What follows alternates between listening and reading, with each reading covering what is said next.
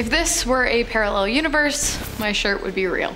But it's not. Let's get into it. Starting off our list today with the Republic of Molossa, a 1.3-acre micronation near Daytona in Nevada. While this micronation, brought to life by the mind of Kevin Baugh, does claim sovereignty, it has yet to receive recognition from any of the 193 member states of the United Nations. Why is that? Well, because the Republic of Molossa is not actually real. Well, I mean, it is real, but in the sense that it exists, not in the sense that it's recognized as its own state with the authority to govern itself. The unrecognized town, or state if you're Kevin Baugh, is based off of the movie The Mouse That Roared, as well as Baugh's time serving in the military. The national drink of Molossa is called the Molossalini, and it's a non-alcoholic mixture of Sprite, grenadine, and pineapple juice with a garnish of cherries, banana slices, and pineapple. As for the town's currency, it's Valora, the currency issued by the Bank of Molossa.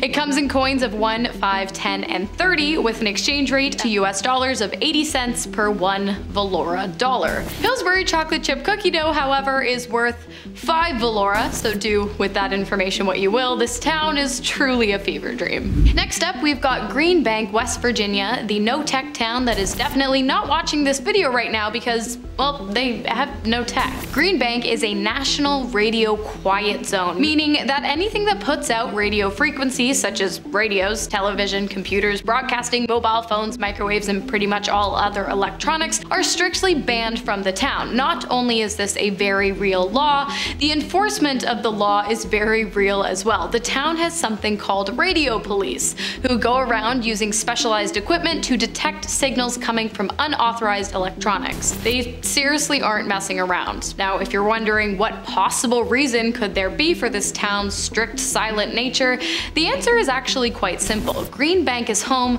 to the Green Bank Telescope, the world's largest fully steerable telescope designed to listen in on radio waves originating from space. Any interference on the ground whatsoever would render it practically useless. Imagine a world in which we bow our heads away from technology in allegiance to a telescope. Or, you know, just go to Green Bank and you don't have to imagine. Next up, we have Tangier, Virginia, located on Tangier Island in the Chesapeake Bay and home to a whopping 463 people, according to a census conducted in 2020. The town, or island if you want to get technical, has been shrinking since the year 1850, and I don't mean just population-wise, I'm talking about land mass as well, which of course directly correlates to a decrease in population, but that's besides the point. It is likely that eventually one day this little island town will need to be abandoned, and that after that the land will disappear altogether. Some of the island's more notable quirks, other than its small population and the fact that it's literally disappearing, are the fact that there is absolutely no alcohol allowed. There is no phone service, and there is only one grocery store. There are surprisingly 2 restaurants, and the residents use golf carts as their primary mode of transportation. Also, for some reason, the residents of this town, located smack dab in the middle of Virginia, USA, speak with a thick Old English accent for some odd reason. Next up, a town with a population of 3 people. Gross. I mean, it must be gross. Gross, Nebraska, that is. There's not much more interesting about this town other than the fact that it's pretty much a ghost town, save the 3 people living there as confirmed by the 2020 census, which I'm sure took days to complete. Of course, this wasn't always the case. At one point in 2010, there were a total of 2 people living in the town. So actually less, under one roof, of course. Take it back even further to 2000, and there was a whopping 5 people living in the town under one roof. A married couple and their children, all under the age of 18. Based purely off of the census readings, I'm gonna go ahead and venture a guess that as soon as they could, the kids moved out and left the town. I don't blame them. Next up, Solvang, California, aka the Danish capital of America. Basically, this town is the Europe of California. The town resides in the Santa Ynez Valley, and stepping into it is like stepping into a world where Europe is warm and just 1 hour away from the California surf. The town originated in 1804 and is, of course, home to a large Danish population. There is a classic folk school in the town that emphasizes lectures, singing, gymnastics, folk dancing, and Fellowship.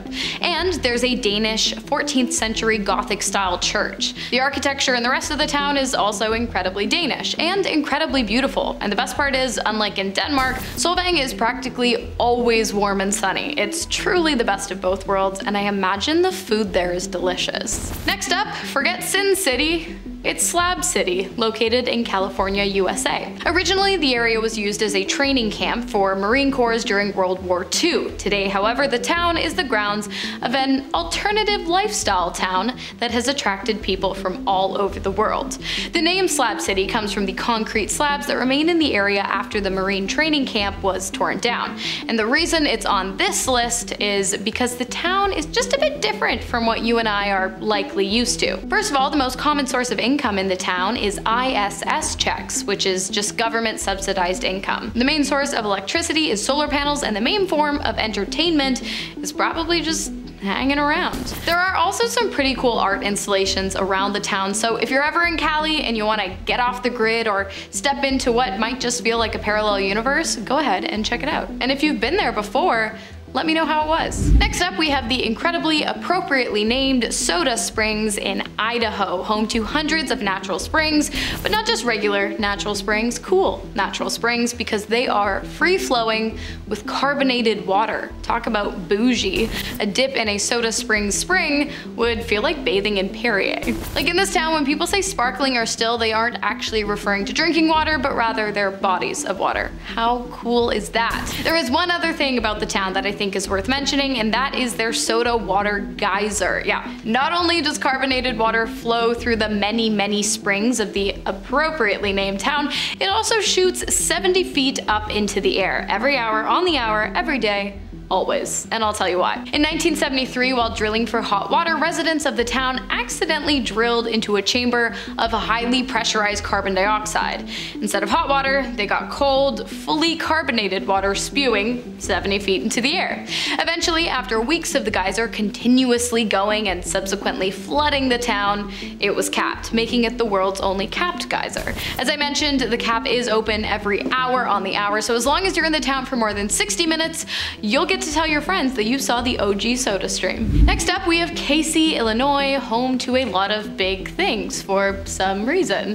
By that I mean the town is filled with giant, supersized roadside attractions, including these big antlers, this big anvil, a big bat, a big bird cage, a rather large bookworm, a big cactus, a big crochet hook, a massive ear of corn, a big old glider plane, a giant horseshoe, oversized knitting needles, to say the least, a giant mousetrap, a big old nail puzzle, a big pencil, a big piggy bank, a big pizza slicer, a giant rocking horse, a big spinning top, a large wooden token, a big yardstick, and of course my personal favorite, a big taco. That's a big list. Next up, we have Gibtown, which was once the go-to retirement town of choice for old carnival workers and was nicknamed the last sideshow town in America. The place was like a carnival on steroids, 365 days a year. There were sword swallowers, Siamese twins, tall men, strong men, fire eaters, bearded ladies, and so much more. The town featured a post office with extra low counters and a beer hall with extra large chairs to accommodate its wide range of residents. At one time, 14,900 people lived in the town, which was also home to 3 factories built to manufacture Ferris wheels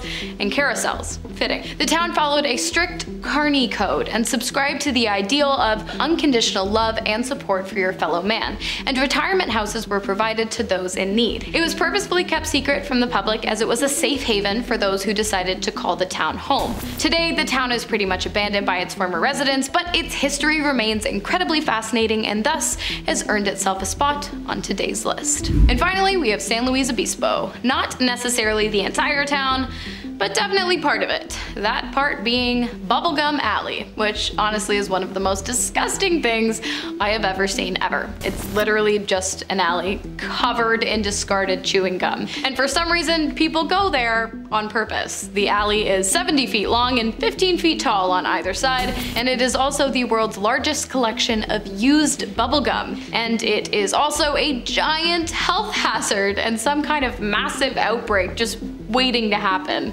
It looks so gross, and looking at it makes me feel gross, but hey, if I had to, you have to. If you've been here before, let me know down below in the comments, but honestly, I really hope you haven't, because ew. Anyways, I've been your host, Hannah Thompson. Thank you so much for watching. Always a good time when we get to hang out. I'll see you in the next one.